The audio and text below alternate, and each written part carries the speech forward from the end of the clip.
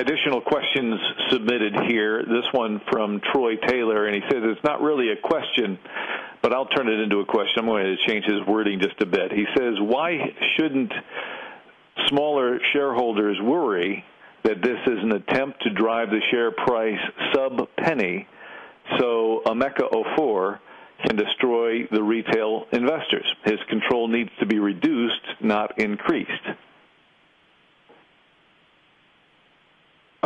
This effort is meant to help the company as a whole, shareholders as a whole, the whole body of shareholders. And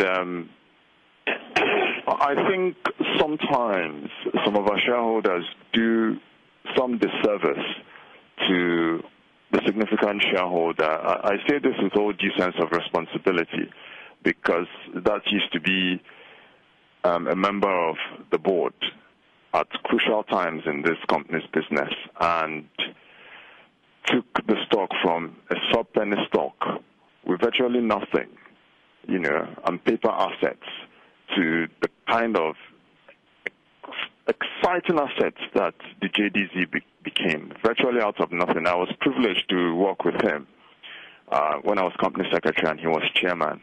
And that was someone that gave selfless service to this company to make sure that the company achieved its goals. Our current plans are without reference to him. Okay, and we expect that, like other shareholders, we'll have to convince him to buy into the current plans in the next few weeks. Our current plans are meant to secure the future of ERHC. We have to raise funds for our work programs. We have to raise funds for new assets. And it is these activities that will add value and take ERHC back to where we belong. I keep emphasizing that we have not had the kind of results that we expected in the JDC. So what is the option? To fold our hands and keep waiting for the JDC, which, while we are still enthusiastic about it, will of course take time now to materialize, because whoever takes it forward will have to virtually start again. ERHC is a very dynamic and ambitious company, and these are carefully thought out plans to enhance value for small retail shareholders, for significant shareholders, and everyone concerned with an investment in this company. I want to keep assuring shareholders that, and I say that with all due sense of responsibility. So I'll ask Troy. I know Troy is one of the very avid followers and investors in ERHC, to have confidence that this is meant to assist you and everyone else who has invested long time in ERHC. It's meant to assist all of us who are shareholders. It's meant to set us on the path to achieving what ERHC has always meant to achieve.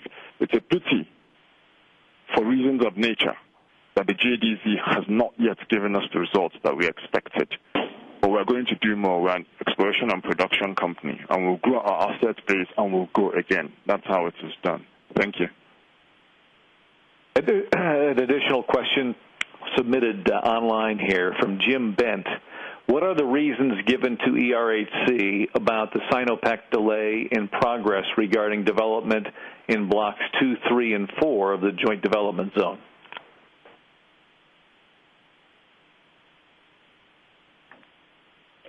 It's a simple reason: we haven't discovered oil. We've discovered biogenic methane gas, but not in quantities that will enable the operators to declare commercial discovery. Now, our shareholders will realize that most, if not all, of the $300 million and above that's been spent on the exploration program so far has been funded by Sinopec and ADAX, who carry ERHC 100%.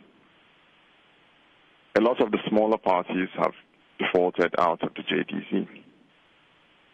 So when you've had that kind of money invested in an exploration program, and you've had the kind of results we've had, then you have to take careful, well-thought-out decisions, both commercially and technically, about how to proceed with the exploration program.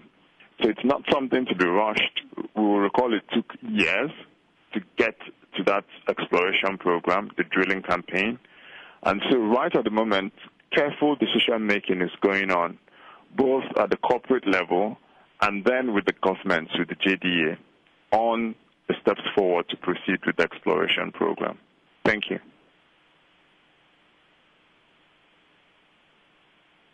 A few more questions here, Peter. This is from Dikran Gugarian. Hopefully I'm getting that name pretty close. Is the intention to float the 3 billion shares all at once or in phases? Sylvan, can you answer the question? Yes, that's I already explained already. The intention for the 3 billion is to give us flexibility in fundraising effort. At this time, we don't anticipate that the entire 3 million will go on the first phase of the rights offering.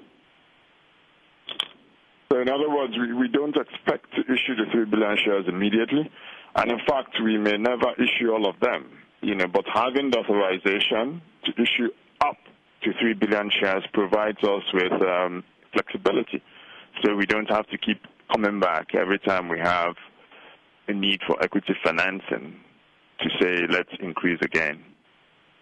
Dan?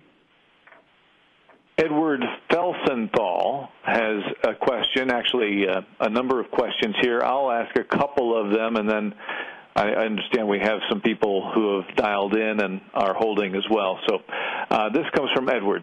The recent PR mentioned possible debt instruments and other arrangements. He asks that you elaborate on that.